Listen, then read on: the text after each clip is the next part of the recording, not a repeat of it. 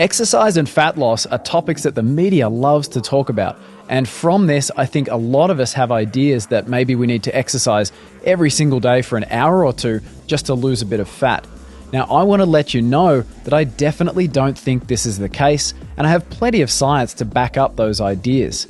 In actual fact, exercising a few times a week and in very specific ways can be plenty to give your muscles the challenge they need to help you lose the fat that you want to lose, and also to give you adequate time to rest and recover. And that's really important if you're going to be doing this over the next few months and into the future. So here's what we're going to talk about, and hopefully it's all going to make sense for you and you're going to feel like you've got everything you need to really make great decisions about exercise and how it's going to work for your fat loss. So first of all, we're going to talk about resistance training, and that's all about building muscle. Now, this doesn't mean you have to be going into the weights room every day or lifting weights for an hour at a time, nothing like that. After that, we're going to chat a little bit about steady state cardio and just discuss what that's all about. And also, we're going to take a look at interval training and how you can use that to not only shortcut your exercise sessions so you're not spending hours in a gym, but also how you can get more benefits for fat loss from that rather than steady state cardio. So let's get into resistance training. Now, resistance training is all about breaking down some muscle. And I know that sounds a little bit disturbing, but what actually happens is you break down some muscle, and that actually lets your body know that it's time to grow more muscle. So a few days later, you'll actually be stronger than you were. Now, there's a couple of ways you can do resistance training. You might use your own body weight, you might use a thing called a kettlebell, or you might use traditional weights that you might find at a gym or in your garage. Now, weight training is a fantastic way to retain muscle that you have while losing fat. And in fact, this is really the only way that you can hold on to muscle and only burn off fat, because otherwise your body will actually lose fat and lose muscle as you're losing weight off the scales. So it's very important to place these demands on our muscles, and that actually means that the body preferentially hangs onto the muscle while it burns the fat away. Now, one of the great things about doing some resistance training as part of your regular routine is that daily tasks, they basically take less effort, and you basically feel like you have more energy. And that's because if, for example, your maximum capacity to lift something is, say, 100 pounds, and you go to lift something that's 50 pounds, well, that means you're actually using half of your potential. Now, if you go and your maximum capacity is 150 pounds and you lift 50 pounds, well, you're only using a third of your potential. And so in actual fact, it makes it feel a lot easier.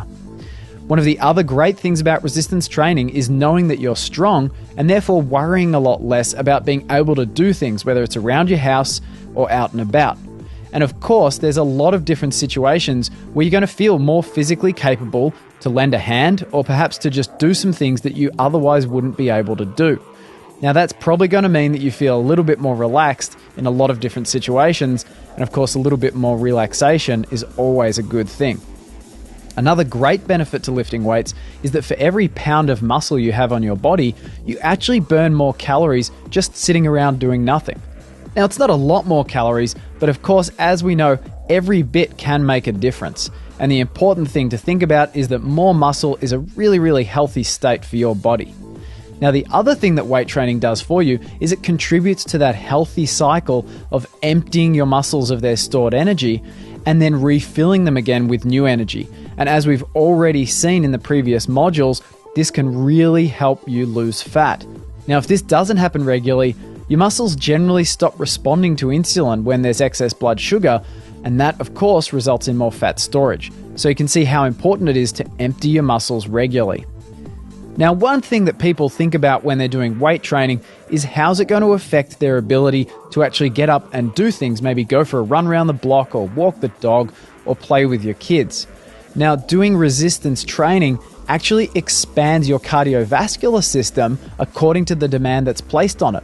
And so very intense, short duration exercises like weight training actually means that you're reaching a higher peak effort than if you were doing just a long, for example, run or a long bike ride, because you'd never actually be getting up into your peak effort levels. So the result of that is greater development in your whole body. And that means that any sort of cardio activity is actually going to be easier for you to do. And I encourage you to check out how great you feel after you've done a few weight sessions, maybe by taking a quick jog around the block. And you might be really, really surprised.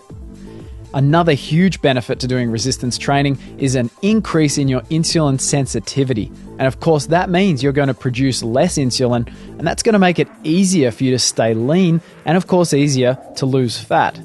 Now, of course, losing fat is a fantastic benefit, but also there are some other benefits that your doctor's probably going to be pretty pleased with. Now, you might be on some medication to improve your cholesterol or to improve your blood pressure.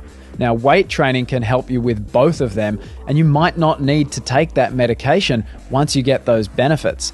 For blood pressure at least, weight training can help by placing a greater demand on your blood vessels, and what that means is that your blood pressure while you're working out is higher, but your blood pressure at rest is actually lower, which is obviously a great thing. Another benefit to weight training is greater bone density, and for anyone who's aging, and that's everyone, that's a huge benefit. Now, basically what happens here is your bones grow according to the demand placed on them. So when you load up your body with heavy weights, your bones actually sense that, and they'll actually recruit more nutrients, and they'll actually grow stronger because of this. And lastly, a huge benefit to people who are a little bit older is better balance, because muscles are used in balancing the body, and what this is going to mean is less accidental falls, trips, and stumbles. And that can be a huge health benefit as the years go by. Let's talk now about steady state cardio. Now, I know if you walk into a gym, there's a lot of people sitting on stationary bikes, treadmills, cross trainers, and all those kind of funny looking machines. And there's probably a lot of people who have a lot of sweat on them, and half of them look like they're about to pass out. Now, steady state cardio, though it's such a popular thing to do, isn't necessarily the best way to exercise, and it's definitely not the best way to lose fat.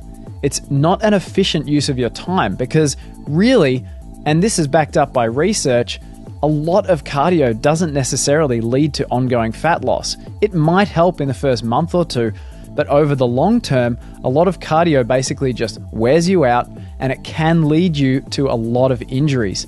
Now, this is because it doesn't help you build muscle, it actually just wears your muscles out, and it also increases the stress levels on your body, which, as we saw in previous modules, can lead to overtraining injuries, and it can also lead to muscle imbalances. For example, running a lot actually overdevelops parts of the leg, and that can lead to knee problems. Now, many people see few results from steady state cardio, and this can be one of the most frustrating situations to deal with as you go to the gym, battle against one of those machines, feel terrible at the end of it, feel like you've got no energy, and then wonder why there's no results coming. Add to that, as we've seen as well, the fact that calories burned on those machines actually includes your resting calories burned, as well as the calories you burn doing the exercise. Well, and then you start thinking, gee, cardio might not be worth it. So I want to introduce you to a different kind of cardio that definitely is worth it, that can help with your fat loss, and it's not going to leave you feeling absolutely terrible and totally fatigued for days on end.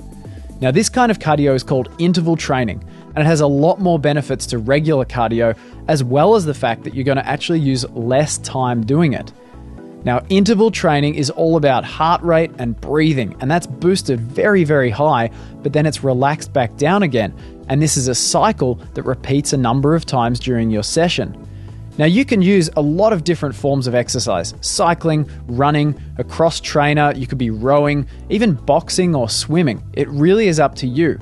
And the idea is that you challenge yourself to a very high level, and the more intense the peaks, the better the training is. Now, it's not about the total time, it's all about the intensity. So I want you to aim for 3 to 5 peaks over a session of around 15 to 20 minutes. But you've got to make sure that you limit this training to once or twice a week, because it's a huge strain on your body and it can break down muscle, but therefore your muscles will actually rebuild afterwards, and this is a positive benefit.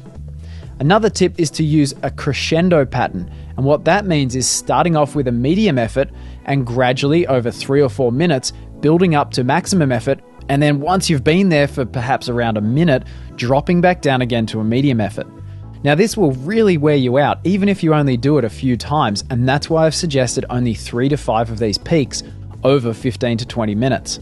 But if you give it a go, I assure you, you're going to feel like you've done a lot of work but you're also going to recover better and you'll start feeling like you have more energy day to day instead of less energy.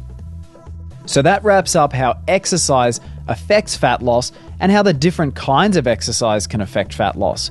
Now, I want to let you know that you shouldn't feel compelled to have to exercise every day. That's a really, really important thing to keep in mind. In fact, just a few sessions every week is the best way to do things, and we're going to get into a little more detail on that as well. Before we go ahead though, I want to let you know, of course, it's a great idea to check with your doctor before starting an exercise program. And that's a very important thing to consider, even if you're not on a particular medication and even if you don't think you have any health problems. So make sure you do that.